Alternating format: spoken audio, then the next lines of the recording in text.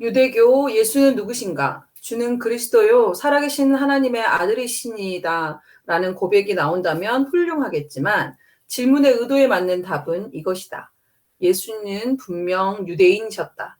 성경은 그분이 유대인이시라는 사실을 감추지 않고 오히려 유대인의 맥락에서 예수가 어떤 분인지를 드러낸다. 다른 민족 분류와 달리 유대인이라고 불리는 가장 중요한 기준은 혈통이나 언어가 아니라 유대의 신앙이다. 우리가 일명 유대교라고 부르는 그것 말이다. 유대교는 크게 두 시기로 나뉜다. 70년 로마 제국에 의한 예루살렘 멸망, 더 구체적으로 말하면 예루살렘 성전 파괴를 기준으로 그 이전과 이후의 시기로 나뉜다. 앞 시기는 유대 신앙이 일명 종교라 불릴 수 있는 자격을 갖춘 에스라 이후부터 70년까지이며 이 시기의 유대교를 일명 고대 유대교라 부른다. 이후 시기는 70년부터 지금까지이며 이 시기의 유대교를 가리켜 랍비 유대교라 부른다.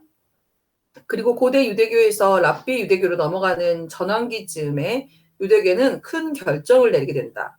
당시 막 태동하던 기독교를 유대 신앙 내 하나의 분파로 여기던 것에서 나사렛 땅이라며 이단으로 규정한 것이다.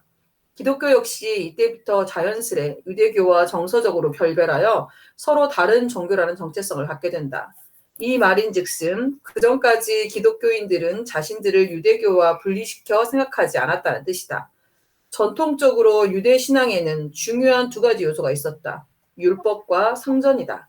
이는 모세 때부터 인식되어 온 것으로 그때부터 유대인들은 자신을 하나의 민족으로 여겼다.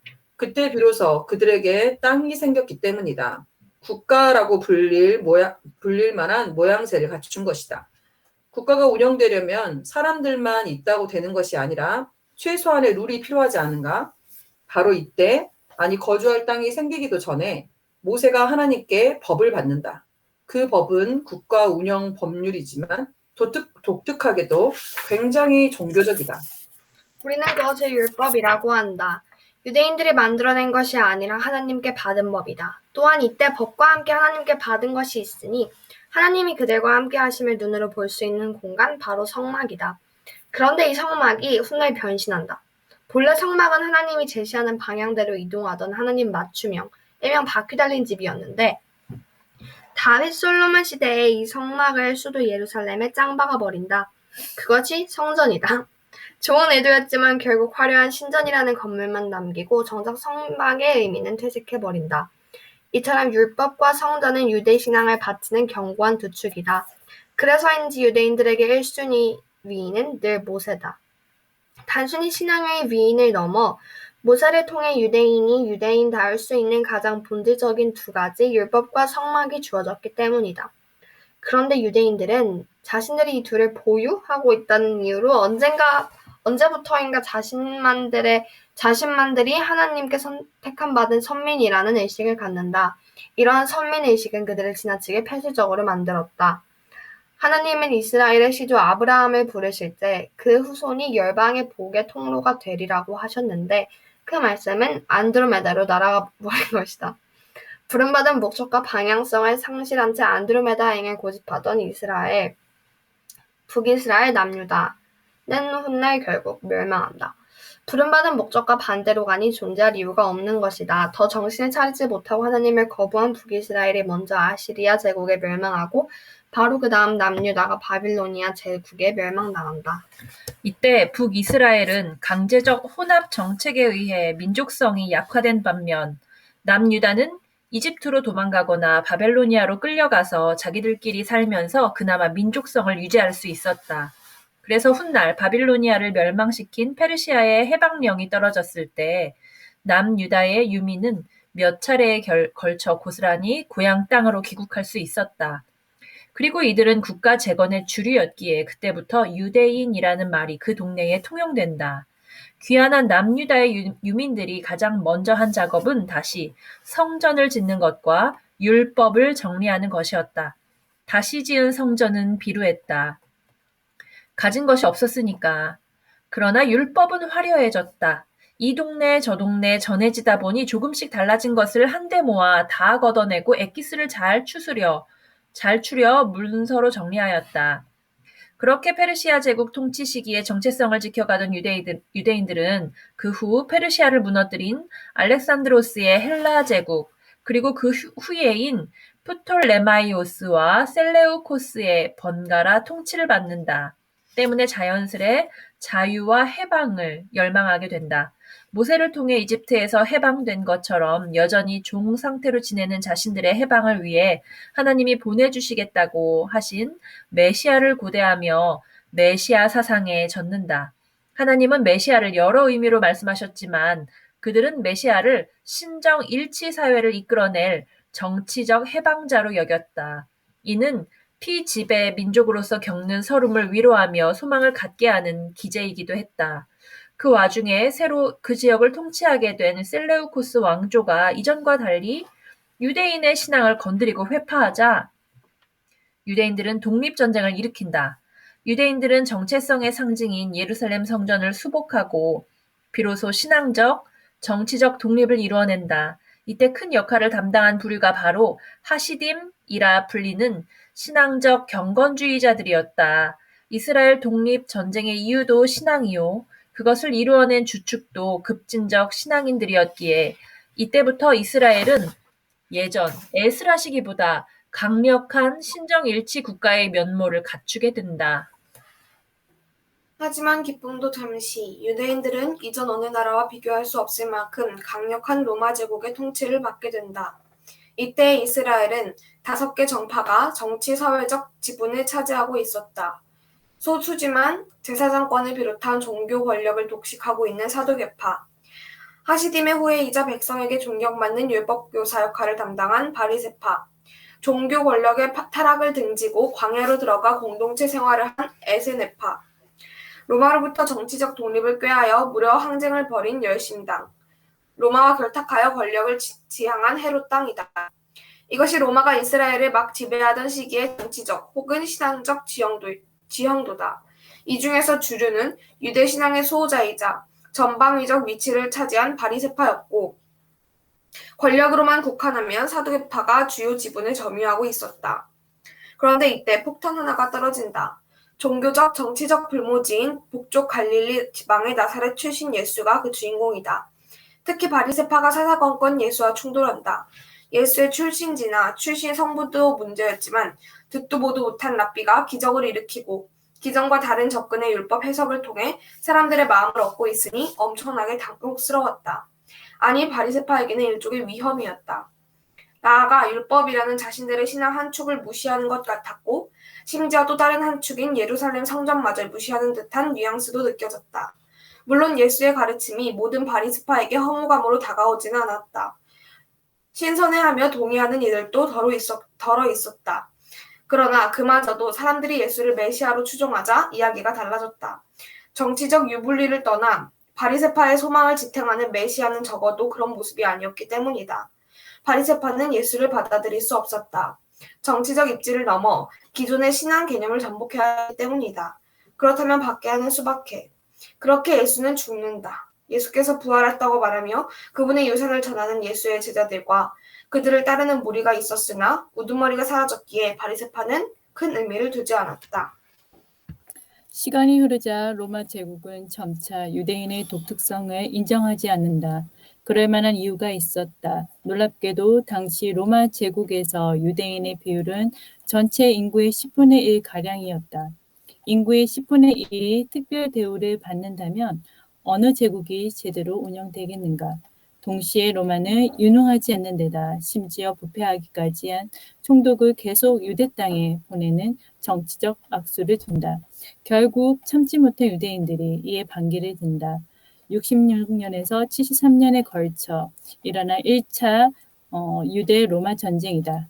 그러나 이 작은 민족이 어찌 제국인 로마의 벽을 넘을 수 있겠는가? 유대인들은 패배하여 엄청나게 많은 사람이 희생당하지만 그보다 더 충격적인 일이 70년에 벌어진다. 예루살렘 성전이 파괴된 것이다. 고대 유대교의 종말이다. 그러나 여전히 다른 한 축은 남아 있었다. 바로 율법이다. 그때부터 율법이 유대 신앙과 민족을 지탱하는 유일한 축으로 기능한다. 게다가 유대 로마 전쟁을 치르면서 율법을 중심으로 뭉쳐있던 바리새파만 살아남고 나머지 네 파벌은 사라지게 지거나 해체된다. 이러한 상황이 되자 90년 얌니아에서 랍비들이 주축이 되어 유대 재건 사업을 일으킨다. 물리적 재건이 아니라 정체성의 재건이다. 성전이 사라졌기에 더 이상 제사는 드릴 수 없었다. 그래서 바빌로니아 포로기 때부터 성전의 대체제로 활용되던 회당에서 율법을 공람하고 나누는 모임으로 자연스레 탈바꿈하게 된다. 그리고 이를 주도하는 랍비는 자연스레 그 정체성 유지의 핵심이 된다. 물론 랍비는 그저 율법 교사일 뿐 제사장이 아니다. 이때 유대교의 경전이 최종 확립되고 이후 유대교는 랍비 유대교로 존속한다. 그렇게 깨지고도 정신을 차리지 못한 이 독특한 민족은 자신들의 특별함을 용인하지 않고 점점 올맘에 오던 로마를 향해 돈키호테처럼 또 돌격한다. 2차 유대 로마 전쟁을 거쳐 최종으로 132년에 3차 유대 로마 전쟁이 발발한다. 이때 대장군으로 전쟁을 주도한 인물이 바르코크바였기에 그의 이름을 따서 바르코크바이난이라고도 부른다. 재미있는 것은 바르코크바가 당시 최고 랍비에게 공식적 메시아로 인정받고 전쟁에 나섰다는 점이다. 그만큼 그들의 메시아관은 정치적으로 편중되어 있었다. 그러나 슬픈 예감은 틀리지 않다. 메시아로 인정받은 장군의 최후 전쟁이었으나 비참하게 패배했고 메시아로 불리던 그 사나이가 결국 자결함으로 전쟁이 끝난다. 한편 더 이상 유대인들의 난동을 참을 수 없었던 로마는 진격적으로 이 민족을 소멸해버리기로 결정한다. 이 전쟁 후 유대인의 3분의 2가 죽거나 노예로 팔려갔고 예루살렘은 사람이 살 수 없는 곳으로 지도에서 지어졌으며 그 땅은 유다가 아닌 팔레스타인으로 명명된다. 그리고 마지막으로는 로마는 유대인들에게 그 땅을 거주하는 것을 금지한다고 선포한다. 그렇게 2차 디아스포라가 이루어진다. 이때부터 1800여년간 즉 1945년 2차 세계대전 종전 결과 이스라엘이라는 국가와 영토가 생길 때까지 유대에게는 영토가 없는 길고 긴 유민 생활이 시작된다. 유대인 디아스포라는 크게 세 지역으로 터진다. 중동 땅에 거주하게 된 이들은 미즈라임, 동쪽 라인강 지류로 이주한 이들은 아슈케나짐, 뜬금없지만 스페인으로 이주한 이들은 세파르딤이라 불리며 명백을 유지한다. 그러나 유대인들은 무너지지 않았다. 유대신앙이 무너지지 않았기 때문이다. 그들은 늘 민족끼리 연대하며 모여 살았고 회당을 중심으로 신앙과 공동체성을 지켜냈다. 그들의 중심은 토라, 즉 율법이다. 토라는 시간이 흐르면서 내용이 조금씩 확장되어 우리가 잘 아는 탈무드로 귀결된다.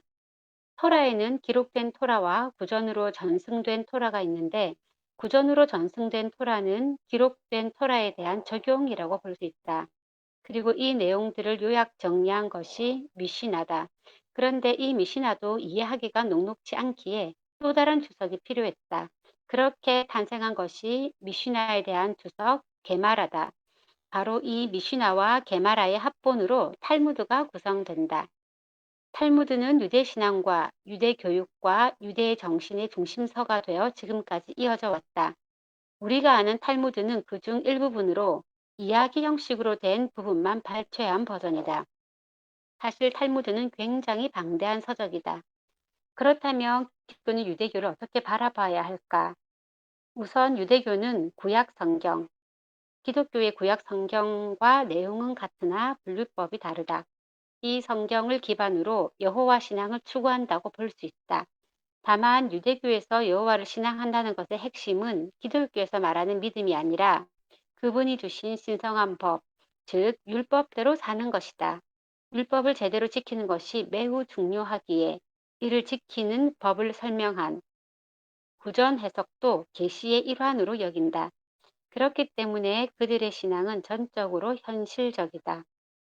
4, 5세계에 별로 관심이 없다. 4, 5세계가 있다면 그것은 그저 현실의 연장선상일 뿐이다. 이처럼 유대교와 기독교는 신앙적 관점과 방식이 다르다. 그 중에서도 가장 큰 차이는 신앙의 대상이 다르다는 것이다. 기독교는 그 이름처럼 그리스도를 믿는 신앙이다. 예수 그리스도, 즉 예수께서 메시아라는 사실, 그분의 대속으로 구원이 이루어진다는 것, 그리고 그 사실을 믿음으로 구원이 우리에게 임한다는 것을 믿는다. 이처럼 예수를 빼놓고 기독교는 존재할 수 없다. 반면 신앙적 방법론은 차치하더라도 예수의 메시아됨을 부정하는 것을 넘어 자신들 손으로 못 박은 예수를 결코 긍정적으로 인정할 수 없는 유대교는 그런 점에서 기독교와 매우 멀리 떨어져 있다. 한 배를 타기 어렵다. 그런데 정말 이상하게도 우리나라 기독교인들은 이스라엘과 유대인을 좋아한다. 한마디로 좋은 놈이다. 왜 그런지 모르겠다. 과거 근대 이전까지 대부분의 기독교인은 그리스도를 못 박은 유대인들을 미워하고 박해했는데 한국인들은 심성이 고운 것 같다. 종교 평화주의의 길을 걷는 것 같다. 그런데 뒤에 나오는 종교에는 그렇지 않는 것을 보면 실상 평화주의자는 아닌 것 같다. 이슬람교. 혹시 당황했는가? 하나님을 믿는다는 사람들에게 왜 이슬람교가 포함되었을까? 앞서 2장에서 우리는 하나님의 이름에 대해 나누었다. 정리하자면 하나님은 이름이 없다.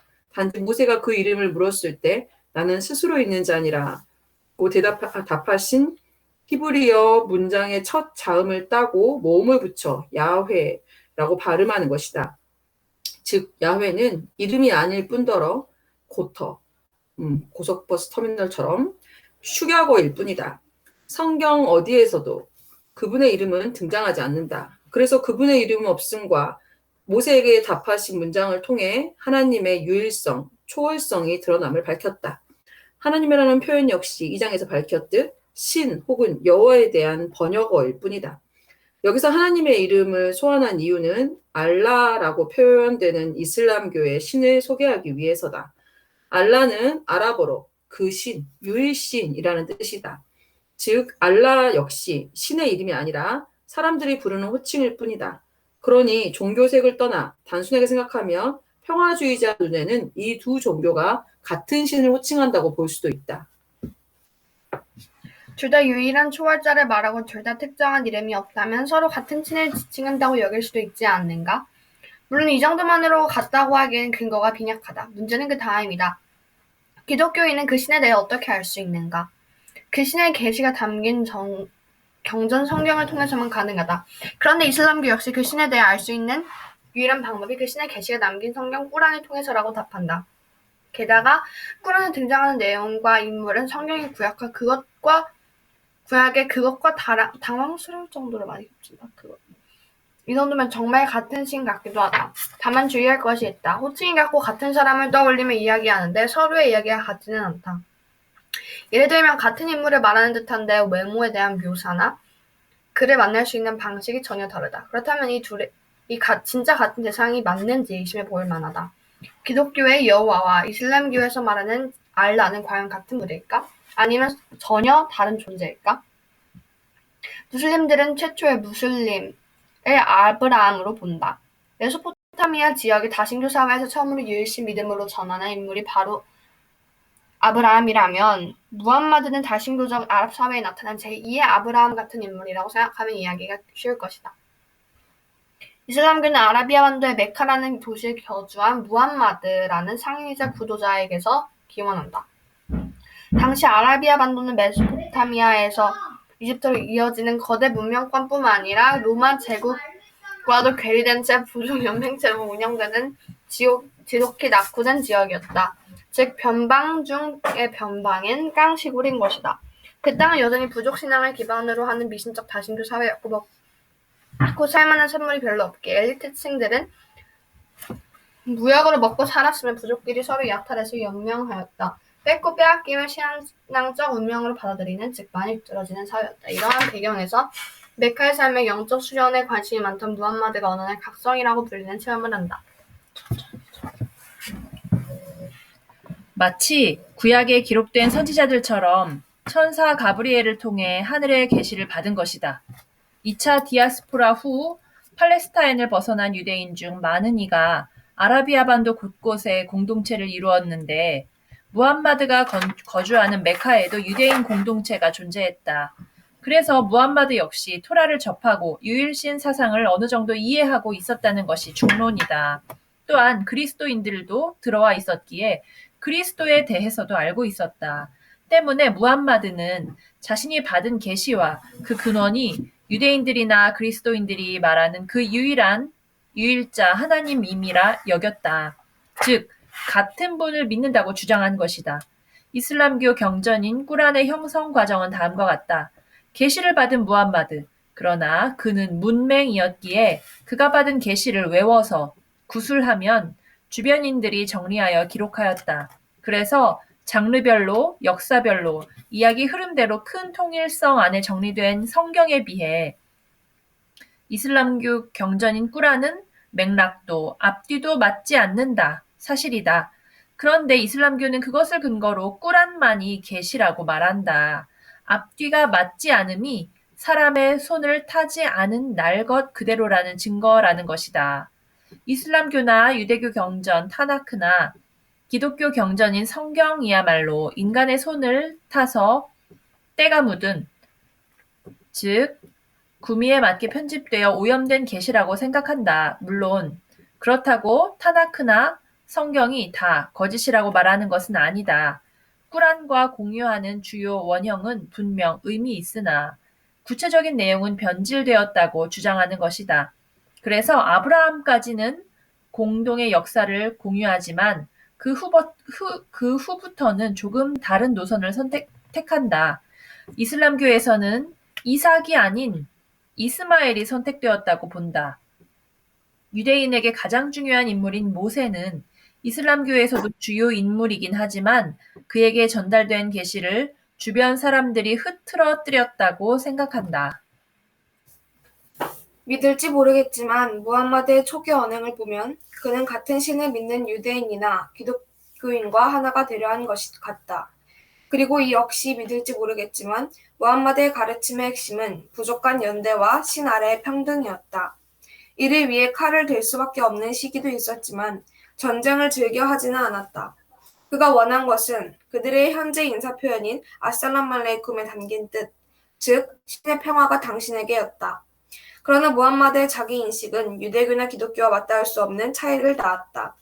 그는 예수께서 승천하시며 약속하신 보혜사, 즉 기독교에서 성령이라고 부르는 존재, 혹은 성령의 역할을 감당하는 자가 바로 자신이라고 여겼다.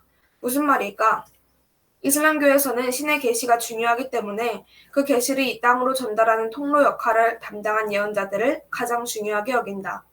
기독교에서는 직분으로 왕, 선지자, 제사장이 있지만 이슬람교에는 계시를 전달하는 예언자만 의미가 있다. 꾸란에 소개된 예언자는 25명이다. 가장 처음에 등장하는 아담을 포함하여 모두 기독교인에게 친숙한 성경 인물들이다. 단 한 명, 마지막 예언자인 무함마드만 빼고.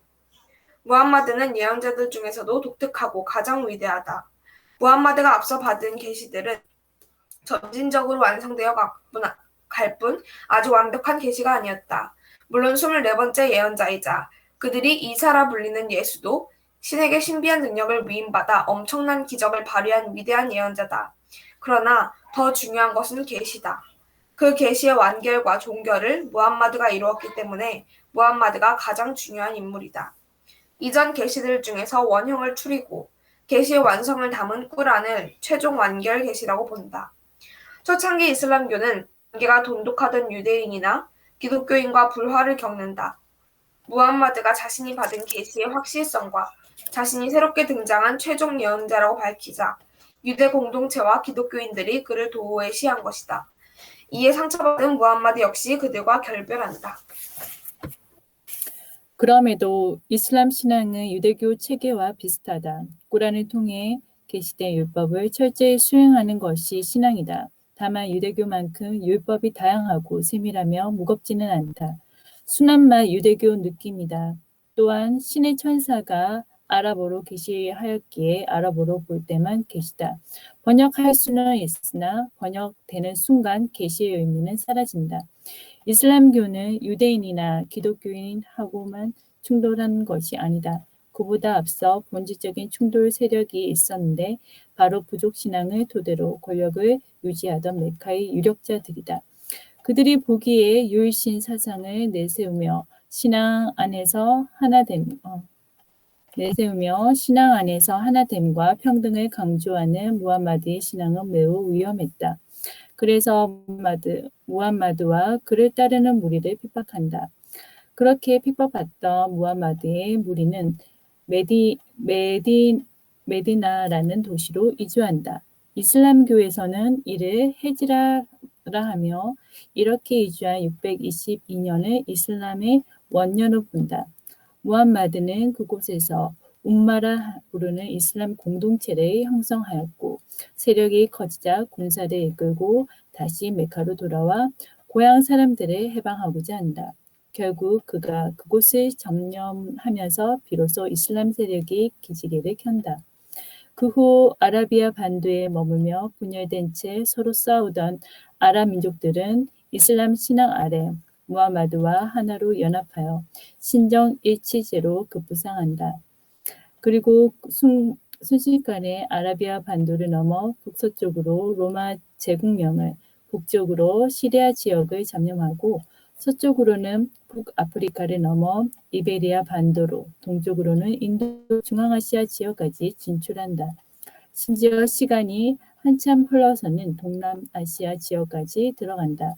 물론 무함마드가 주장한 신앙적 순수성은 몇 세대 지나지 않아 정치적 관점으로 변질된다. 무함마드 이후 자신의 통치 기반과 권력을 위해 이슬람 신앙을 이용하는 군주들이 나타나기 시작한 것이다. 그 와중에 가장 큰 두 집단인 시아파와 수니파로 이슬람이 갈라진다. 현재 이슬람교는 전 세계 두 번째로 교인 수가 많은 종교이자 예상대로라면 곧 최대 종교가 될 것이다.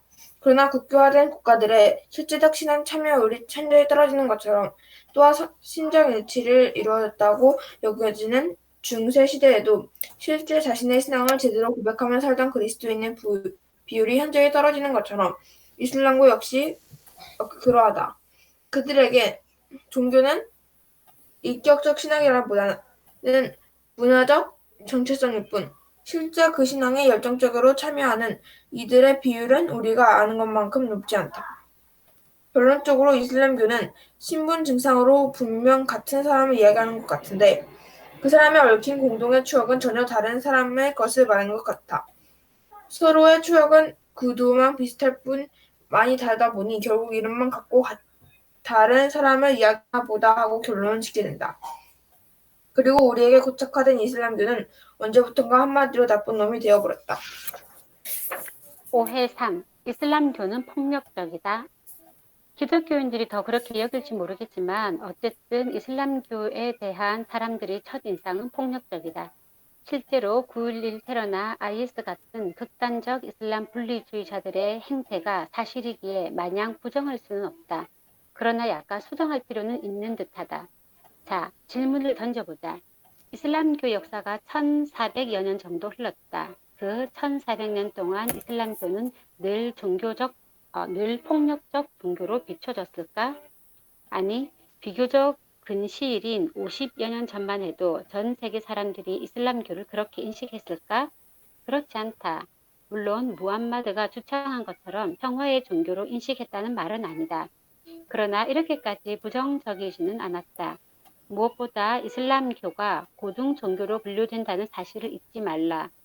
잘못된 정보로 그들의 종교성을 쉽게 폄하하나 그들 역시 분명한 교리 아래 윤리 도덕적인 부분을 강조한다. 또한 그것이 구원의 필수 요건이기에 선행을 실천하는데 어떤 면에서는 기독교인보다 뛰어나다. 이를 이해하려면 1차 세계대전의 패전국으로 전락하여 오늘날의 터키 지역만 남기고 해체된 이슬람 제국 오스만 투르크 이후의 역사 흐름, 나아가 2차 세계대전 이후 세계의 패권 국가가 된 미국과 미국이 이스라엘의 뒷배가 되어 중동의 권력 구조를 주관하려 한 역사를 알아야 한다. 자신들의 운명을 쉽게 조종하여 찢어놓고 주도하려 한 서구 열강, 특히 미국에 대한 증오심이 누적되어 풍선 효과처럼 이와 같은 일이 발발한 것이다. 기독교가 사회적 무리를 일으키는 신천지 같은 집단과 선을 긋듯이 대부분의 무슬림은 극단적 분리주의자들의 테러 행위에 동의하지 않는다. 그러나 인정할 것은 인정하자. 다수가 그렇지 않다고 해서 부정할 수만은 없다. 이슬람의 테러는 엄연한 사실이기에 그들이 책임져야 할 문제다. 또한 아무리 평화의 종교를 외치더라도 무함마드와 꾸란의 의도와 다를지라도 이슬람 제국의 초창기 역사가 칼과 무력으로 이루어진 것도 엄연한 사실이다. 십자군이 기독교의 잔혹성을 드러내는데 언급되지만 그에 상응하는 이슬람 국가들에도 잔인성, 아니 더 큰 잔인성이 있었음을 역사가 증언하고 있다.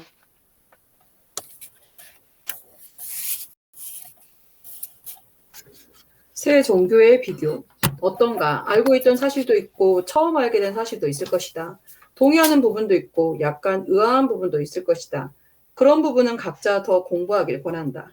마지막으로 남기고 싶은 말이 있다. 세 종교를 쉽게 이해하기 위해 영화 제목을 빌려 좋은 놈, 나쁜 놈, 이상한 놈이라는 이미지로 설명해 보았는데 그렇다면 우리는 과연 어떤 놈일까? 바른 놈일까? 하나님이 성경을 통해 계시하신 있는 그대로의 하나님을 추구하는 기독교 신앙의 자부심을 가져도 좋다. 그러나 뼈아픈 이야기를 던지며 마무리해야 할 것 같다. 웃기게도 우리네 신앙은 이 세 종교, 즉 카톨릭과 이슬람교와 유대교의 잘못된 관점 어디에나 쉽게 빠질 수 있다. 기독교의 만인지상 장로는 누구나 믿음 아래 하나님 앞에 단독자로 설 수 있음을 천명한다. 개인의 주체적 신앙을 강조하는 획기적인 이 개념은 가슴 찌는 개념인 동시에 지나치게 무책임함이기도 하다. 성경의 손도, 교회의 손도, 지도자의 손도 벗어나 자기만의 종교로 나아갈 가능성이 있기 때문이다. 예수 그리스도를 중심으로 성경의 계시를 존중하며 교회와 교회 지도자들의 지도를 존중하고 선배들의 전통을 향유하며 나아갈 때 비로소 당신은 바른 놈이 될 것이다. 1장 그렇다면 어떻게 살아야 하는가? 기독교 윤리. 지금까지 우리는 기독교의 전반적인 내용을 다루었다. 성경이 메시지, 성경의 계시라고 불리는 이유, 그리고 그 내용을 토대로 기독교인이 믿는 바, 즉 복음에 대한 정리, 나아가 그와 같은 정리가 나오기까지 필요한 성경 해석법 등 말이다. 자, 그러면 우리는 이제 기독교에 대해 다 알았다고 할 수 있을까? 아니다. 여기서 끝낸다면 기독교는 머리와 가슴만 있는 기형적 종교가 된다. 그렇다면 손과 발은 어디에 있는가? 우리는 실제 삶에서 겪는 구체적인 질문들에 대답해야 한다. 이번 장에서는 그 이야기를 하려 한다. 그렇다면 기독교인들은 구체적으로 어떻게 살아야 하는가? 다른 말로 기독교 윤리란 무엇인가? 답은 간단해 보인다. 골머리 아랠 것 없이 그저 성경에 말하는 대로 하면 된다. 그런데 그렇게 단순한 기준으로 삶을 다룬다면 단언컨대 현존하는 그리스도인은 모두 이단 사이비요, 지옥의 자식으로 평가될 것이다. 구약 성경 몇 장만 넘겨봐도 확신할 수 있다. 현재 그리스도인들은 절대 다수가 혈통으로 유대인이 아니고 할례를 받지도 않았으며 어릴 때 돈가스 사준다는 말에 고래 잡으러 다녀온 수많은 한국 남자는 그러면서 탁월하다. 율법에 금지된 돼지고기는 없어서 못 먹지 않던가? 이스라엘 절기도 지키지 않고 심지어 안식일 토요일이 아닌 일요일을 주일이라시고 지킨다. 그 외에도 셀 수 없다. 어떤 것은 아예 지키지 않고 어떤 것은 변용한다. 현대 기독교인이 지키지 않는 것들이 구약에만 한정된 것이라고 생각하지 말라. 구약만큼은 아니더라도 신약에서 제시하는 행위 원칙이나 권면도 많으며 현대 그리스도인들은 그것들 역시 거의 따르지 않는다. 그렇다. 성경에 기록된 대로가 아니라 뭔가 변주되었다. 물론 당신이 의지를 가지고 일부러 그렇게 변형하지는 않았을 것이다. 다행스럽게도 우리는 그만큼 철저하게 성경을 외우고 있지 않다.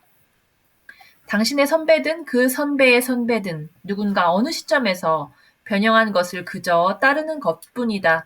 그렇게 변형시킨 이들 역시 자신보다 100년 전 사람들의 신앙 행동과는 뭔가 다를 것이다. 그렇다면 어떤 이유에서 어떤 근거로 변형된 것인가? 한편으로 부정할 수 없는 것은 성경과는 다른 행동들 가운데 일부는 선배들의 것이 아니라 당신 스스로 결정하여 행하는 것이라는 사실이다. 그렇다면 당신이 그렇게 결정하고 선택한 기준은 또 무엇인가? 이러한 실제 행실 이야기를 일명 기독교 윤리라고 말할 수 있다. 기독교인이 마땅히 따라야 할 도리나 원칙, 그리고 그로부터 드러난 행실의 이야기 말이다. 기독교 윤리를 가장 단순하고 쉽게 마주할 수 있는 예시가 바로 십계명이다. 십계명은 명백히 뭐뭐 하라, 뭐뭐 하지 말라 라는 내용을 담고 있다. 이보다 명확하게 기독교 윤리를 담고 있는 유명한 예도 없다. 심지어 윤리 정도가 아니라 이건 마치 법 같다. 그래서 대부분 이를 어길 때 받을 벌까지 기록되어 있다. 이는 하나님이 직접 말씀하신 내용이기에 있는 그대로 지키면 된다. 하지만 기독교 윤리가 모두 이처럼 직접적이지만은 않다. 이와 같은 직접 윤리 외에도 성경의 다양한 본문을 통해 도출할 수 있는 수많은 간접 윤리가 있다. 직접 명령하는 것은 아니지만 조금 가벼운 권면이나 정황을 통해 도출한 교훈 역시 충분히 윤리적 기능을 담당한다. 따라서 우리에게는 이러한 것들까지 읽어낼 눈이 필요하다. 그런데 사실 진짜 문제는 따로 있다. 성경에서 언급하는 사안도 있지만 언급하지 않는 사안도 많다는 점. 이것이 바로 문제의 핵심이다. 무슨 말인가? 예를 들어 이 글을 쓰고 있는 2021년 현재 젊은이들의 가장 큰 관심사이자 희로애락을 결정하는 주식이나 가상화폐를 보자. 기독교인이 주식이나 가상화폐에 투자해도 되는가? 투자해도 된다면 어떤 기준으로 해야 하는가? 성경에는 주식이나 코인 이야기가 1도 나오지 않는데 어떻게 기준을 찾을 수 있는가? 만약 보았다면 정신과에 들러보길 진심으로 권한다. 만몬이라는 마구니가 낀 것이니. 이렇듯 21세기를 살아가는 우리에게는 가장 당장의 실제적인 의제지만 성경에 전혀 없는 이야기도 매우 많다. 그렇기 때문에 성경을 통해 도출된 직간접적 윤리를 해석하는 과정과 우리네 상황에 맞게 적용하는 과정이 필요하다. 나아가 또 다른 문제도 있다. 성경이 직접 다루지 않는 주제들도 있지만 다루더라도 가부를 말하지 않거나 동일 주제에 대해 가부를 다 이야기하는 경우도 있다는 점이다. 복잡하다. 그렇다면 도대체 그리스도인은 어떻게 살아야 하는가? Who 대 how? 본격적으로 이야기를 시작하기 전에 확인해야 할 내용이 있다. 앞서 성경에는 구체적으로 이래라 저래라 명령하는 내용이 가득하다고 말했다. 그런데 분명한 것은 성경이 절대 행동을 앞세우지는 않는다는 점이다. 기독교는 행위가 아니라 믿음의 종교이기 때문이다. 성경은 하나님이 어떤 분인지, 그분이 무엇을 하셨는지에 대한 실존적 믿음이 있다면 자연스럽게 행동으로 이어질 수밖에 없다고 말한다. 비가 오면 땅이 젖고 바람이 불면 바람개비가 돌아가듯이 이때 앞서는 것은 땅이나 바람개비가 아니라 비와 바람이듯이. 물론 이를 오해하여 기독교 신앙에서 행위가 전혀 중요하지 않는 것처럼 말하는 이들도 있다. 그런데 이는 자연적 논리 구조를 애써 무시하는 사람들, 즉 기본적으로 산수가 안 되는 사람들의 착각일 뿐이다. 계신 성경의 메시지 그리고 그것을 해석하는 과정을 거쳐 그리스도인은 무엇을 믿는가에 대한 정리가 이루어진다. 해석은 지식을 갖게 하고 그 지식이 바르다고 생각되면 동의하게 되며 그 지식이 바름을 넘어 신의 계시라고 불릴 만큼 가치 있다고 여겨지면 당연히 행동으로 이어질 수밖에 없다. 때문에 대부분의 사람들은 인간이 윤리적이지 못한 것을 삶의 문제로 치부하지만 기독교는 삶보다 바른 암이 없어서임을 꼬집고 그 바른 암이 내 것이 되는 믿음이 부재하기에 비윤리적이 되는 것이라고 말한다. 그런 점에서 기독교는 다른 종교와 다르다. 다른 종교에서는 행위 자체가 중요하며 행위를 통한 선을 이룬다. 그러나 기독교 신앙에서 어떻게 살아야 하는가라는 문제는 앞에서 끄는 기관차가 아니라 기관차에 연결되어 자연스레 딸려가는 객차에 해당한다. 즉 행위는 앞설 수 없다. 하우의 이야기가 아니라 언제나 후의 이야기다. 이야기, 즉 누구를 믿는지, 그분이 어떤 분이고 무엇을 하셨다고 믿는지가 앞선다. 그럼에도 깨알같이 놓치지 않고 언급하는 것은 무엇을 믿는가와 어떻게 살아야 하는가가 서로 다르지 않으며 자연스레 영향을 끼칠 수밖에 없는 점이다. 행위보다 믿음이 앞서며 중요한 이유는 2장 기독교인은 무엇을 믿는가에서 이미 다루었다. 그 이유는 죄에 의한 정의가 달라서다. 죄의 정의에 따라 차이가 윤리를 정의하는데도 전혀 다른 관점을 제시한다. 2장에 인용한 나무 그림을 다시 한번 떠올려보라. 죄가 행동의 문제 혹은 그 행위를 일으킨 마음의 문제라면 그 부분에 대해 뭐뭐라고 뭐뭐하라 또는 뭐뭐하지 말라면 충분하다. 믿음이고 나발이고 행동 혹은 마음가짐만 언급하면 그만인 것이다. 그러나 죄의 정의가 인간이 볼 수도 만질 수도 대입할 수도 없는 뿌리의 문제라면 윤리의 정의 역시 달라진다. 이는 내 힘으로 어찌할 수 없는 문제다. 그런데 이 뿔의 문제를 해결하신 분이 기독교 믿음의 대상이신 예수시다. 예수의 정체와 그분이 하신 일에 대한 믿음에 심리적으로 뿌리의 체질을 바꿔놓는다. 그에 따라 마음이 변하고 이어서 열매, 즉 행위도 달라진다. 이것은 기독교의 윤리의 기본 구조다. 다시 말하지만 하우보다 후가 앞선다. 믿음에는 요청사항이 하나 더 있다. 믿음은 그분의 뿌리의 문제를 건드리신 구원자라는 데만 한정되지 않음을 이미 언급했다. 믿음은 그분이 주인이시라는 사실까지 함께 받아들인 것이다. 내 인생의 주인이시다. 이 우주의 주인이시라는 의미이다. 그렇다면 자연스럽게 드러나는 행실을 기반으로 하면서도 그 전에 주인 마음을 합하여 따라야 할 행실과 따르지 말아야 할 행실을 분별해야 한다. 즉 그리스도인은 주권을 넘겼기에 주인 맘대로 주인이 원하시는 대로 살아갈 것에 자발적으로 동의할 사람들이다. 재미난 것은 성경에 이처럼 믿음이 앞서며 행동은 이 믿음에 근거하여 자연스럽게 따라 나오는 것이라고 말하고 있지만 동시에 수많은 삶의 준칙으로 번복되어 있다는 점이다. 가만 보면 중요도와 별개로 분량만 따졌을 때 오히려 믿음을 토대로 살아간 이들을 행동으로 조망하는데 더 많은 에너지를 들이는 것 같기도 하다. 즉 행동 자체를 다루는 메시지가 정말 많다. 그리고 정리된 행동만 따르는 것이 아니라 각자 삶의 맥락 속에서 자발적으로 선택하여 살아갈 요청한다. 때문에 우리에게는 기독교적인 삶, 즉 윤리를 판단할 기준과 원칙이 필요하다. 윤리에 대한 여러 생각, 사실 어떻게 살아야 하는가는 기독교와 같은 종교만의 이야기가 아니라 세상의 일반적인 관심 주제이기도 하다. 무엇을 믿는지는 타인에게 드러내지 않으면 문제될 것 없지만 인간의 행동은 타인에게 영향을 끼치기에 그렇다. 예를 들어 돈을 사랑하는 것은 자유지만 그 사랑 때문에 남의 돈을 훔친다면 문제가 된다. 예수를 믿는 것은 자유지만 타인에게 강제로 믿을 것을 강요한다면 문제가 생긴다. 알라를 믿는 것은 자유지만 그 믿음 때문에 테러를 감행한다면 문제가 되는 것처럼 말이다. 우리 모두 경험상 이미 알고 있는 사실이 있다. 세상을 자연 상태로 놔둔다면 큰일 난다는 건 말이다. 우리가 사는 세상은 윤리를 언급할 필요가 없는 곳이 아니라 반드시 언급해야 하는 곳이다. 그래서 과거부터 현재에 이르기까지 무언가를 근거로, 무언가를 기준으로 일종의 선과 악을 분별하여 옳은 행위를 하도록 이끌고 때로 강제했다.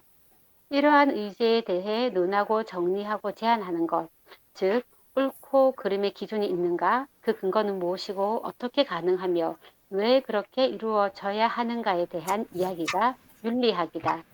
지금부터 간단하게 윤리학이 분류되어 정리되는 과정을 살피려 한다. 그리스도인은 어떻게 살아야 하는가를 이야기하다가 뜬금없이 왜 일반 윤리를 이야기하나 싶을 것이다. 그러나 이 과정을 살펴보아야 기독교 윤리가 어느 위치에 있는지를 더 잘 이해하고 정리할 수 있다. 물론 모든 분류를 살펴볼 수는 없으므로 네 가지 분류만 확인해 본다.